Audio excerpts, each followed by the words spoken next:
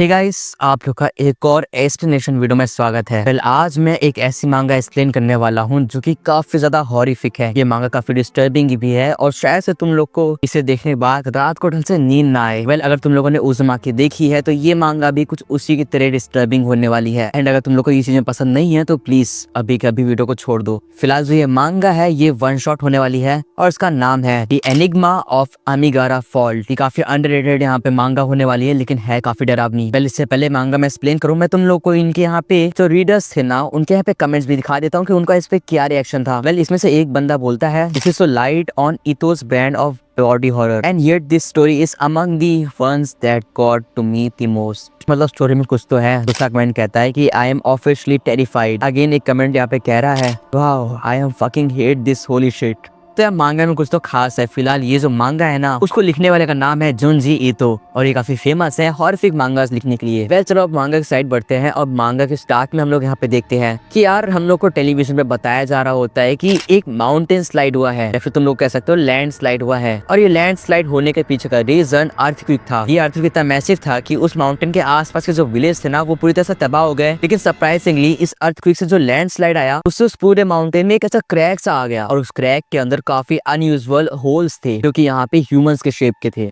फिलहाल उस माउंटेन का नाम था अमीगारा माउंटेन्स। अब हम लोग अपने यहाँ पे मेन कैरेक्टर को देखते हैं जो कि उन्हीं माउंटेन्स के ऊपर आ रखा था, क्योंकि जब उसने सुना कि इन माउंटेन्स में जो यहाँ पे क्रैक्स आए हैं उनमें ह्यूमन की तरह दिखने वाले होल्स हैं तो वो भी काफी इंटरेस्टेड हो गया इसमें एंड वो भी जानना चाहता था कि इसके पीछे का राज क्या है। वेल, कुछ टाइम तक ऊपर क्लाइंब करने के बाद उसको एक लड़की दिखती है जो कि उसी साइड जा रही थी जिस साइड लैंड स्लाइड हो रखा था। अब अपना मेन कैरेक्टर उस लड़की को आवाज लगाता है और उसके पास चला जाता है। अपना मेन कैरेक्टर अपना नाम वो वाकी बताता है और वो उस लड़की से पूछता है कि तुम यहाँ पे क्या करने आई हो। वो लड़की बोलती है कि कल टेलीविजन पे उसने देखा कि कैसे यहाँ पे बहुत ही अनह्यूमन चीजें हो रही हैं एंड वो ह्यूमन की तरह दिखने वाले होस्ट को कैसे भूल सकती है। वो सारी चीजें उसको काफी एक्साइटेड लगी और उसको ये लगा कि जब तक वो खुद जाके इन्हें खुद से नहीं देखेगी तब तक उसे शांति नहीं मिलेगी। साथ साथ में वो लड़की अपना नाम योशिदा बताती है। अब ओवाकी कहता है कि वो भी कुछ इसी तरह यहाँ पे आया है। उन सारे ह्यूमंस लाइक होल देखने के बाद वो समझ गया था कि उससे तो वहाँ पे जाना ही पड़ेगा, क्योंकि एक्चुअली में ओवाकी का इसी तरीके की चीजों में इंटरेस्ट रहा है हमेशा से। वेल, अब ये लोग थोड़े और ऊपर माउंटेन क्लाइंब करते हैं एंड इनको थोड़ा बहुत शोर आने लग जाता है एक साइड से। जब ये लोग उस साइड जाके देखते हैं तो उन्हें दिखता है तो उनके ठीक सामने वो सारे ह्यूमन होल्स हैं जो कि उन लोगों ने टेलीविजन पे देखे थे। साथ साथ में वहाँ पब्लिक भी होती है और साथ साथ में यूनिवर्सिटी रिसर्चर्स भी होते हैं। वो सारे रिसर्चर्स वहाँ पे जा रखे थे ये देखने के लिए कि ये सारे होल्स क्या है, इनकी मिस्ट्री क्या है, ये कहाँ से आया है और इनके पीछे का रीजन क्या है। वेल, अब हम लोग को ये जो रिसर्चर्स होते हैं उनका पॉइंट ऑफ व्यू दिखाया जाता है, जहाँ पे एक रिसर्चर जो होता है वो 30 मीटर लंबी यहाँ पे रोप को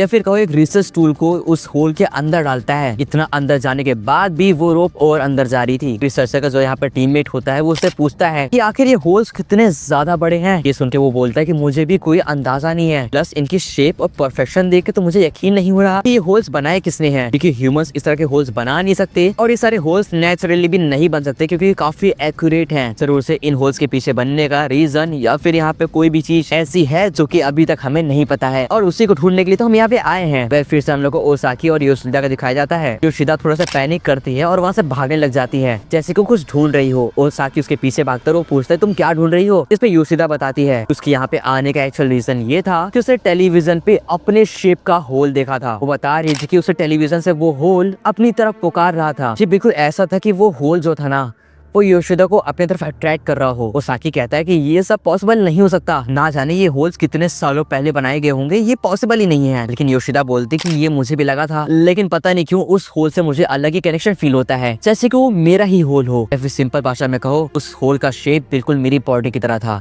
या फिर कहो वो होल मेरे ही बनाया गया था। फिलहाल तभी वहाँ पे एक नया कैरेक्टर आता है इन लोग के पास जो की बोल रहा होता है वो सही कह रही है, मैं भी यहाँ पे इसीलिए आया हूँ। वो अपने आप को इंट्रोड्यूस करते हुए कहते हैं कि उसका नाम नाकागाकी है और इंटरेस्टिंग बात तो ये है कि उसने भी टेलीविजन पे अपने ही शेप का एक होल देखा था। सरप्राइजिंगली उसको वो होल मिल भी चुका है और कुछ टाइम के बाद वो ओसाकी और योशिदा को अपने उस होल के पास ले भी जाता है। नाकागाकी बोलता है कि ये मेरा होल है। इसको देख के ओसाकी यहाँ पे काफी ज्यादा कॉन्फिडेंट नहीं लग रहा था और नाकागाकी कहता है ऐसी बात है क्या, तो मैं तुम्हें प्रूव कर देता हूँ कि ये मेरे लिए ही बनाया गया है। वो अपने कपड़े उतारता है और अंडरवियर पहने हुए वो उस होल के अंदर उसके शेप के हिसाब से पड़ने लग जाता है और धीरे धीरे ही लेकिन वो और अंदर जाता जा रहा था। जब तक यहाँ पे ओसाकी या फिर योशिदा कुछ कर पाते नाकागाकी काफी अंदर जा चुका था। ये सारी हालात देखते हुए ओसाकी चिल्लाता है और मदद के लिए पुकार लगाता है, जिसके बाद रिसर्चर्स जो होते हैं वो उसी होल के पास चले जाते हैं और अपने एडवांस कैमरा से उसको ढूंढने की कोशिश करने लग जाते हैं। लेकिन सरप्राइजिंग बात तो ये थी कि उन लोग को काफी अंदर तक देखने के बाद भी नाकागाकी नहीं मिलता। अब ये सब काफी इमरजेंसी वाला सीन हो गया था, इसलिए वो लोग यहाँ पे रेस्क्यू टीम को भी कॉल कर देते हैं और कुछ टाइम के बाद वहाँ पे रेस्क्यू टीम भी आ जाती है। रेस्क्यू टीम में से एक मेंबर उसके अंदर जाके उसे ढूंढने की ट्राई भी करता है, लेकिन उसका कोई भी यहाँ पे नामो निशान नहीं होता। अब क्योंकि वो होल बहुत ही ज्यादा लंबा था, इसलिए रेस्क्यू टीम भी अपने आप को इतना ज्यादा यहाँ पे डेंजर में नहीं डाल सकती थी और वैसे ही वहाँ पे रात होने लग गई थी। वेल, अब हम लोग यहाँ पे ओसाकी को देखते हैं जो कि अपने टेंट में आ चुका था और वो सोते हुए एक नाइटमेयर को यहाँ पे फील कर पाता है। उसको नाइटमेयर में यहाँ पे नाकागाकी दिखाया जाता है। नाकागाकी यहाँ पे चिल्ला रहा होता है और कह रहा होता है कि कुछ दूर अंदर आने के बाद ये जो टनल है, ये जो होल है, ये मेरे से पतला हो चुका है मेरे शरीर से और मैं चाह के भी पीछे नहीं जा सकता, मैं फंस चुका हूँ यहाँ पे। और वो चिल्लाते हुए यहाँ पे मदद मांगता है, लेकिन कोई भी उसकी मदद करने नहीं आता। उसी टाइम यहाँ पे ओसाकी की आंखें खुल जाती है, उसकी नींद खुल जाती है। वो देखता है कि वापस सुबह हो चुकी है और जब वो बाहर निकलता है तो अपने सामने वो योशिदा को पाता है। वो योशिदा से पूछता है क्या नाकागाकी मिल गया? इस पे योशिदा बोलती है कि नहीं,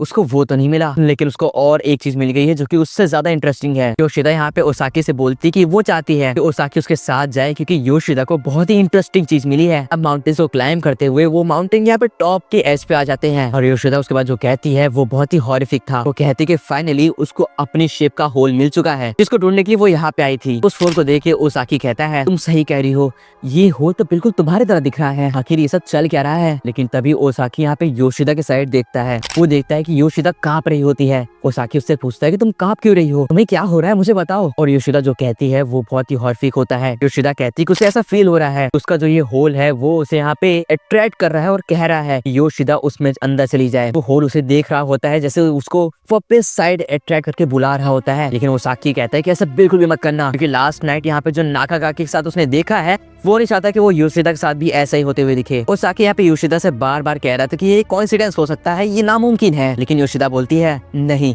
ये होल मेरे लिए बनाया गया है और मैं बिल्कुल श्योर हूँ। फिलहाल फिर से सीन शिफ्ट होता है और हम लोग यहाँ पे रिसर्चर्स और जो यहाँ पे रेस्क्यू लोग आए थे उनको देखते हैं। वो लोग बात कर रहे होते हैं कि कैसे एक दिन हो चुका है और अभी तक वो लोग नाकागाकी को ढूंढ नहीं पाए हैं। लेकिन तभी यहाँ पे हड़बड़ी मच जाती है क्योंकि एक और बंदा एक होल की तरफ बढ़ रहा था। उसको देख के उसे लोग रोकने की ट्राई करते हैं, लेकिन वो बंदा पीछे मुड़ता है और कहता है ये होल मेरे लिए बनाया गया है और मुझे इसमें जाने दो। मेरी मॉम से कह देना कि मुझसे काफी प्यार करता था, लेकिन अब ये मेरा एंड है। लोग उसे रोकने की ट्राई करते हैं लेकिन काफी देर हो चुकी थी। वो बंदा उस होल के अंदर चला जाता है और कोई ट्राई करके भी उसे बाहर नहीं ला पाता और इसी तरह एक और बंदा यहाँ पे गायब हो चुका था। एक बार फिर से हम लोग यहाँ पे योशिदा और ओसाकी को देखते हैं। योशिदा अपना यहाँ पे पूरा अपने ऊपर से कंट्रोल खो रही थी और वो भी यहाँ पे होल की साइड बढ़ रही थी। योशिदा पागलों तरह बिहेव कर रही थी, वो बहुत ज्यादा डर चुकी थी और ये सब देखे ओसाकी समझ गया था कि इसके साथ भी बहुत ही बुरा होने वाला है और वो यहाँ पे लिटरली योशिदा की मदद करना चाहता था। इसलिए वो योशिदा से कहता है कि वो उसके साथ है और उसकी मदद करेगा। वो योशिदा का जो होल होता है ना उसको पत्थरों से भरने लग जाता है और एक एक करके वो पूरे पत्थर लगा देता है ताकि वो होल पूरी तरह से ब्लॉक हो जाए। इसके बाद वो योशिदा को यहाँ पे पूरी तरह से मोटिवेशन देता है कि वो योशिदा को अकेले नहीं छोड़ेगा। एक बार फिर से रात हो चुकी थी और इस बार योशिदा यहाँ पे ओसाकी की टेंट में होती है। ओसाकी यहाँ पे योशिदा को हाथ देते हुए कहता है कि तुम यहाँ पे डर इसलिए रही हो क्योंकि तुम यहाँ पे अकेली आई हो। अगर तुम अपने घर वालों के साथ होती या फिर अपने फ्रेंड्स के साथ होती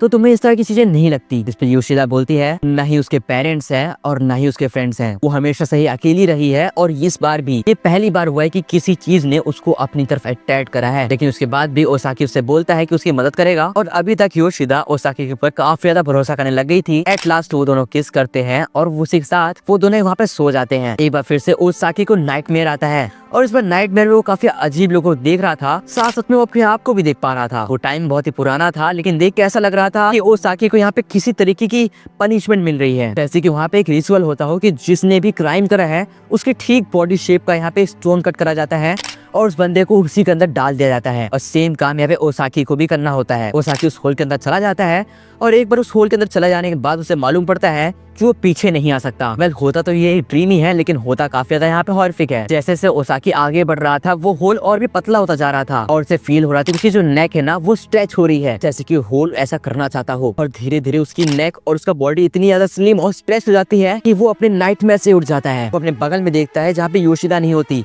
वो घबराते हुए अपनी टॉर्च उठाता है और बाहर भाग जाता है। ये आधी रात हो रही होती है और वहाँ पे कोई भी नहीं होता है। वो योशिदा को उसके होल के पास ढूंढने जाता है क्योंकि उसे पता था कि योशिदा वहीं पे होगी। वो चाहता था कि वो योशिदा को बचा ले, लेकिन तब तक बहुत देर हो चुकी थी। ओसाकी ने जो यहाँ पे रॉक्स रखे थे योशिदा के होल के ऊपर वो सारे ड्रॉप्स गायब थे और योशिदा भी। ओसाकी को समझ में आ गया था कि योशिदा उस होल के अंदर जा चुकी है और अब उसे बचाने का कोई भी तरीका नहीं है। उसकी पूरी उम्मीद टूट जाती है और उसके हाथ में जो फ्लैश लाइट होती है वो गिर जाती है और वो फ्लैश लाइट एक जगह पे रोशनी डाल देती है और उस जगह पे होता है ओसाकी का होल। ओसाकी पूरी तरह से टूट चुका था और उस होल को देख के वो अपने कपड़े उतारता है और अपने उस होल के अंदर घुस जाता है और उसी के साथ ओसाकी भी हमेशा के लिए गायब हो जाता है। अप्रोक्स 1-2 महीने बीत जाते हैं और उसके बाद एक बार फिर से उस जगह पे एक अर्थक्वेक आता है और इस बार जो होल्स यहाँ पे अपीयर हुए थे वो काफी अजीब थे। रिसर्चर्स वहाँ पे जाते हैं ये देखने के लिए कि क्या ये होल्स भी यहाँ पे ह्यूमन लाइक है, लेकिन वो देखे काफी शॉक थे क्योंकि होल्स काफी अजीबोगरीब थे और ह्यूमंस के तो बिल्कुल भी यहाँ पे शेप में नहीं थे। वेल वो लोग जैसे उसके अंदर लाइट मारते हैं ये देखने के लिए कि ये होल कितना ज्यादा बड़ा है, वो जो देखते हैं उससे वो शॉक हो जाते हैं। भाई